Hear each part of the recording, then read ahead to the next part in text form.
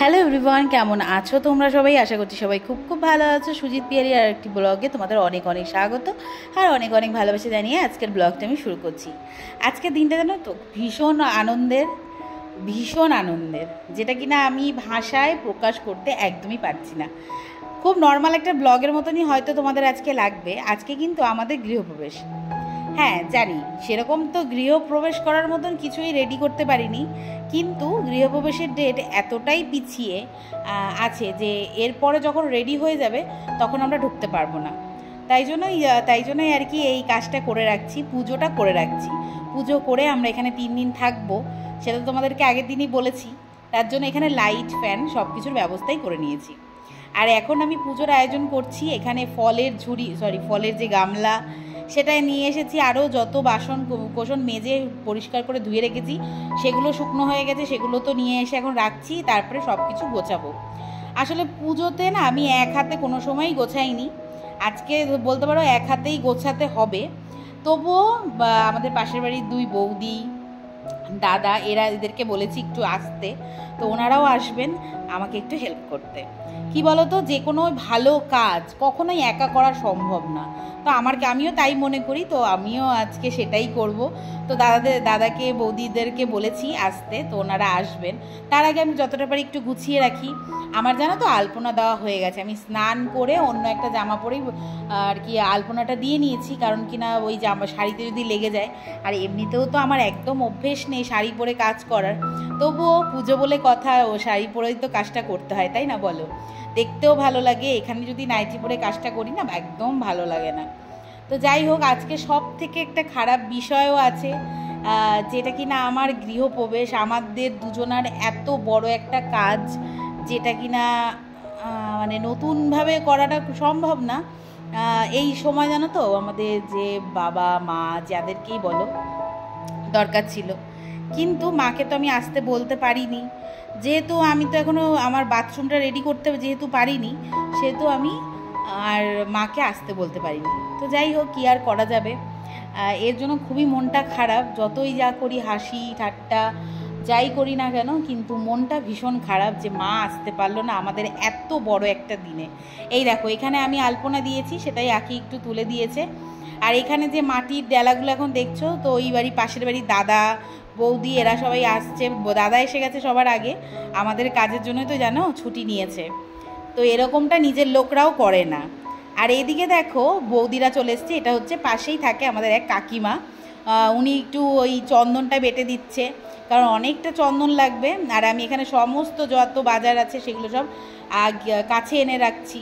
এখন একটু পাম্পটা চালিয়ে নিচ্ছি, কারণ কি না ফ্রেশ জল লাগবে, সামনের যে দ্বারঘর সেটা তো পাততে হবে আমাদের, ওর জন্য।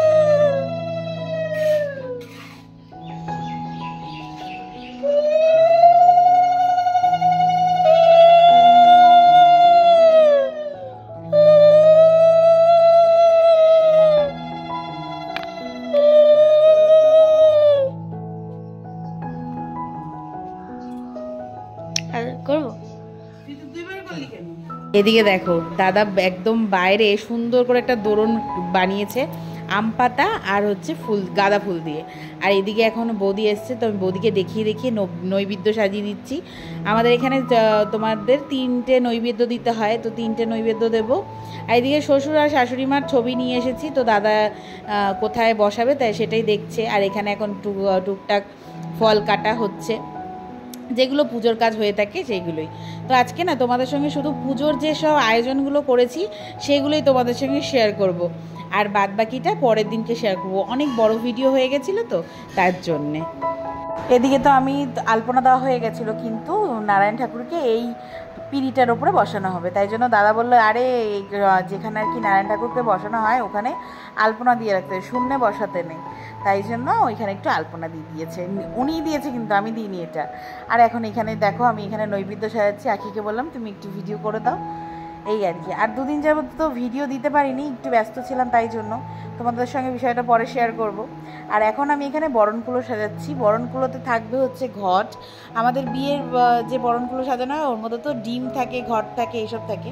শুধু এখানে ডিম বাদে আর বাদবাকি যা থাকছিল পপির বিয়ের সময় তো তোমাদের সঙ্গে দেখিয়েছি, বাদবাকি সবটাই থাকবে। এখানে দেখো এখন ঘট পাতবো বলে আমি ওই একটা মুন্ডো করে নিয়েছি, মাটির মুন্ডোটার মধ্যে ধান দিয়ে দিলাম, আর তারপরেই ঘরটা বসিয়ে দেবো। আর তার চারিপাশে না কিছু ওই সজ্জা বলে, এবারে ওটার মধ্যে আছে হচ্ছে এক এক করে আমি দেবো, তখন বললে হতো, বাট ওই আমি তালটা মেলাতে পারছি না বলে আগের থেকেই বলে দিচ্ছি। দেবো হচ্ছে ধান, চারিদিকে কিছুটা ধান দেব, আর তার মধ্যে আলতা, সিঁদুর, আয়না, চিরুনি, এই সব জিনিসপত্র আমাদের এই ঘটে কুলোতে থাকে।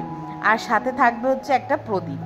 এই প্রদীপটা আজকে সারা রাত জ্বালিয়ে রাখতে হবে, যেইভাবে বিয়ের সময় প্রদীপটা জ্বালিয়ে রাখতে হয় না, ঠিক সেইভাবেই। তো আজকেও আমাদেরও সেইভাবেই করতে হবে। আর মামা বলছিল এই বাড়িতে এই প্রথম বরণকুলো সাজানো শুরু হলো। তো যাই হোক, মামা বলতে আমি এখানে বলছি আর কি, যিনি আমাদের বাড়িতে পুজো করেছেন ওনার কথা, ওনাকে না আমরা মামা বলেই ডাকি। আর এখানে দেখো তোমাদের দাদাভাই এই সদ্য কেবল বেলপাতা নিয়ে এসেছে, যেটা কিনা যজ্ঞের কাজে লাগবে আর পুজোর কাজে তো অবশ্যই লাগবে। আর এই যে মাটির মণ্ডগুলো, এগুলো সব কিন্তু ওই দাদা করে দিয়েছে। অনেক হেল্প করেছে, মানে এরকম হেল্প বাড়ির লোকের কাছ থেকেও পাওয়া যায় না। ঠিক আছে, যাই হোক, আমার তো বাড়ির লোক বলতে সেরকম কেউ নেই। তো যাই হোক, ওই বলে না কথায়, আপনার থেকে পর ভালো, তো পরের থেকে জঙ্গল। তো যাই হোক, এখন পরই ভালো, এটাই হচ্ছে ব্যাপার। যাই হোক, কেউ বলে না যদি কেউ না থাকে আর কি স্বয়ং তোমার ভগবান সাহায্য করতে আসে, আমি তো তাই মনে করি। কেউ ছিল না, দেখো আমার মা যদি থাকতো এই সময়টা আমাকে এত কিছু, মানে সবার এই যে যারা এসছে এত লোক, আমার হয়তো লাগতো না, বলতে হতো না কাউকে যে তাড়াতাড়ি করে চলে এসো। তাদেরকেও আলাদাভাবে যেরকম সবাইকে ট্রিট করছি সেরকমভাবেই করতাম, হয়তো তারাও মানে নিমন্ত্রণ রক্ষা করতে যেরকম আসার সেরকমই আসতো প্রসাদ নিতে। বাট এই যে আমার হাতে হাতে করে দিচ্ছে, এটা কিন্তু অনেক বড় ব্যাপার। আর এইদিকে তো মা থাকলে তো মানে কি বলবো, কিছুই করতে হতো না, এত আমার হেডেকই ছিল না। যাই হোক, এখানে যজ্ঞের জন্য আরও কিছু সরঞ্জাম, আগের দিন কিন্তু ওই কাঠটা কেটে রাখা হয়েছে, বেলকাঠ রেখে একটু শুকিয়ে নেওয়া হয়েছে। আর এইদিকে এখন বেলপাতাগুলো বেশ বৌদি এত সুন্দর করে বেছে বেছে রেখেছে যে তোমাদের কী বলবো, নিখুঁতই, মানে আমাদের পুজোটা এত ভালো হয়েছে তোমাদেরকে কি বলবো। মানে আমি তো মন থেকে, বলে না যে কোনো জিনিস জানো তো মন থেকে চাইলে সেটা তোমার সফল হয়। আর এইদিকে তোমাদের দাদাভাই কিন্তু এখনও বাড়ির প্যান্ট পরে ঘুরে যাচ্ছে, তার কারণ হচ্ছে ওর তো প্রচুর কাজ, কারণ ও সমস্ত কিছু করেছে, বাজার থেকে দোকান থেকে সমস্তটা ওই করেছে। আর হচ্ছে এখনও রেডি হতে পারেনি, কারণ কি না এখনও দুধ আসা বাকি আছে, তো দুধ দিতে আসবে, ওটা হয়ে গেলে পরে ওর একটু নিশ্চিন্ত, তারপরে ও রেডি হতে পারবে। আর আমি যে শাড়িটা পরে এখন কাজ করছি, এটা তো আমার নর্মাল একটা ছাপার শাড়ি। আমি একটা শাড়ি নিয়েছি জানো তো, গৃহপ্রবেশে পরবো বলে। তো আজকের এই ভিডিওতে তোমাদের সঙ্গে আমি আর শেয়ার করতে পারিনি, এটা আমি পরের ব্লগে শেয়ার করবো। আর অবশ্যই কিন্তু তোমরা ভিডিওটা দেখো, আর এই আর কি তোমরা অনেক অনেক শুভেচ্ছা দিও, অনেক অনেক ভালোবাসা দিও, যেন বাড়িটা পুরোপুরিভাবে সুন্দরভাবে যেরকম মানুষের স্বপ্ন থাকে, যেরকম আশা করেছি সেইটা যেন পূরণ করে করতে পারি। যাই হোক, আমার ননদ চলে এসেছে, ওকে বলেছিলাম তুমি এসো। আর যেহেতু তোমরা দেখতেই পারলে মামা চলে এসেছে, পুজোতে বসেও গেছে, এখন সব আস্তে আস্তে আমি রেডি করে দেবো আরও হাতের কাছে এগিয়ে গিয়ে। আর দিকে আমার ননদ চলে এসেছে, আর বৌদিও চলে এসছে। বললাম না, বৌদি নিজের কাজ বন্ধ দিয়ে তারপরে আজকে আমার সঙ্গে চলে এসছে, আমার জন্য ছুটি নিয়েছে। এটা কজন করে বলো, নিজেদের লোকেরাও জানো তো আসেনি।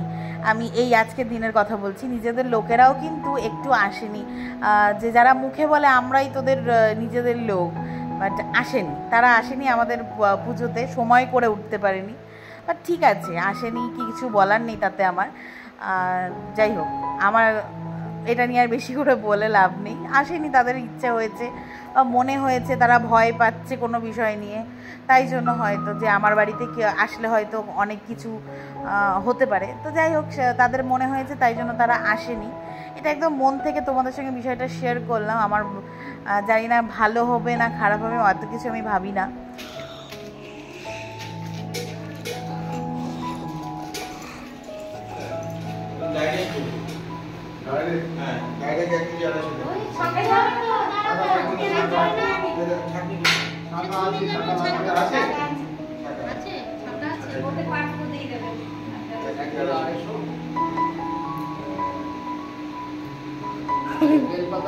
হচ্ছে ডাইরেক্ট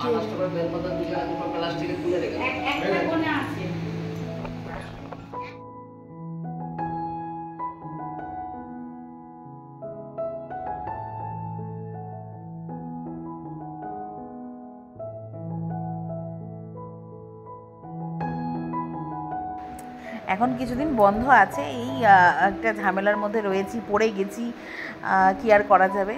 হয়তো সব কিছুর পেছনে একটা ভালো কিছু থাকে বলে না, তো এইটার পেছনে একটা ভালো কিছু রয়েছে, এই যে আমাদের বাড়িটা আজকে এত দূর কমপ্লিট হয়েছে, এটাই।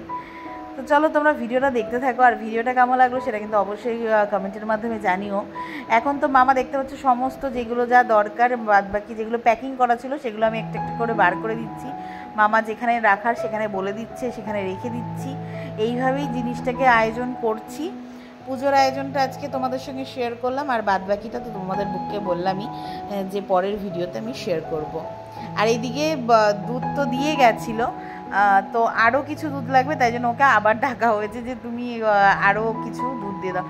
টোটাল 5 কিলো দুধ নেওয়া হয়েছে। 1 কিলো দুধ তো পুরো ফেলে দিতে হয়েছে, তোমাদেরকে কি আর বলি। যাই হোক, সেটা ফেলে দিতে হয়েছে আমাদেরই ভুলে। যদি জাল দিয়ে রাখতাম 1 কিলো দুধ থেকে গেছিলো, কিন্তু জাল দিয়ে রাখলে পরে নষ্টটা আর হতো না। আর এদিকে দেখো আমার বরণগুলো কিন্তু সাজানো কমপ্লিট। আঁকি বারবার বেশ সুন্দর করে ঘুরিয়ে ঘুরিয়ে তুলেছে, আমার কিন্তু বেশ তোমাদের সঙ্গে শেয়ার করতেও সুবিধা হয়েছে, এই আর কি। আর বরণগুলোটা সাজানো কেমন হয়েছে সেটা কিন্তু অবশ্যই কমেন্টের মাধ্যমে জানিও। আর পুজোর বাদবাকি অংশটা পরের ভিডিওতে শেয়ার করবো, প্লিজ একটু দেখো। আর অনেক অনেক অনেক ভালোবাসা দিও, তোমাদের ভালোবাসা ছাড়া জানি ইউটিউবে কিচ্ছু না। তোমরা যত ভালোবাসা দেবে ততই ইউটিউবে আমি একটু দাঁড়াতে পারবো, একদম সোজা কথা।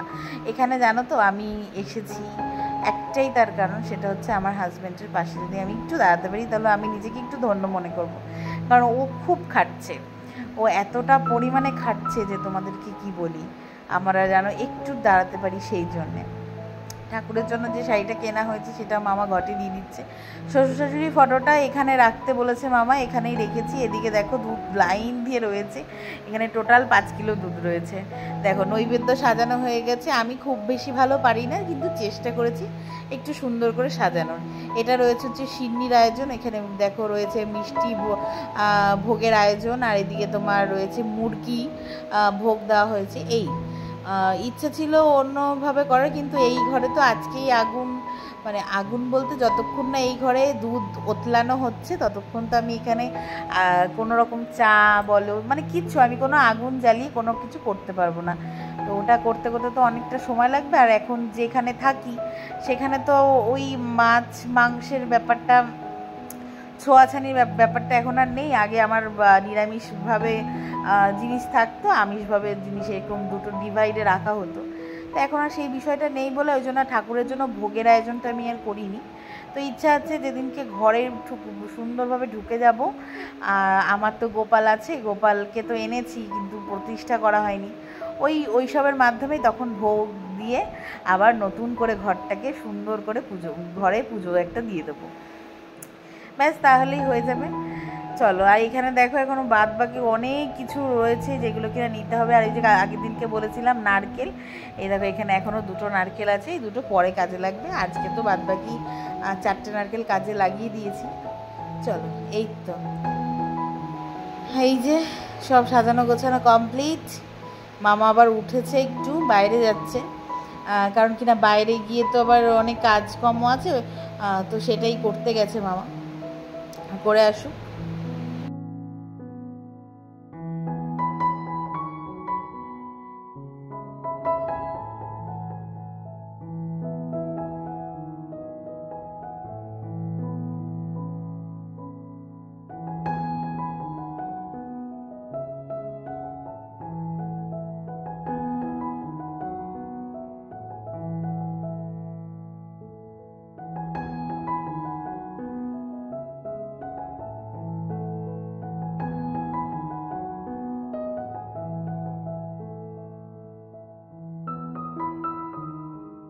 চলো, পুজোর জোগাড় তোমার কমপ্লিট হয়ে গেছে। আর আজকের ব্লগটা এইটুকুনি রাখছি, দেখা হচ্ছে তোমাদের সঙ্গে নতুন একটা ব্লগ নিয়ে। আর আজকের ভিডিওটা তোমাদের কেমন লাগলো সেটা কিন্তু অবশ্যই একটা কমেন্টের মাধ্যমে জানিও। ভালো লাগলে একটা লাইক করে দিও, একটা শেয়ার করো, আর সাবস্ক্রাইব করে এই ছোট্ট পরিবারটার পাশে দেখো। আজকের মতো টাটা বাই, ভালো থেকো, সুস্থ থেকো, আর সকলকে ভালো রাখো। তার আগে অবশ্যই কিন্তু না নিজেরা ভালো থাকবে। চলো টাটা বাই।